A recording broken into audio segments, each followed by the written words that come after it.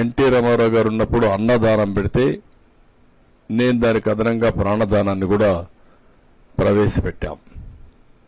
అన్నదానానికి ఇప్పుడు 2,000 కోట్లు కార్పస్ కూడా ఉంది. ఎంతమందికైనా సరే భోజనం ఫ్రీగా పెట్టడమే కాకుండా ఒక పద్ధతి ప్రకారం వచ్చే వడ్డీతోనే సరిపోతా ఉంది. మళ్లీ డబ్బులు కార్పస్ పెరుగుతా ఉంది. అన్నదానంలో కూడా మీరు చూస్తే ప్రాణదానం కూడా కార్పస్ పెరుగుతా ఉంది, రోజు రోజుకు పెరుగుతా ఉంది. ఈ కార్యక్రమాన్ని 2003లో సిమ్స్ లో ప్రారంభించాను. ఆ రోజే నేను కొండపైకి వెళ్లి బ్రహ్మోత్సవ సందర్భంలో దేవునికి పట్టు వస్త్రాలు సమర్పించే సాంప్రదాయం అప్పుడే నా మీద దాడి జరిగింది. అది ఒక మిరాకిల్.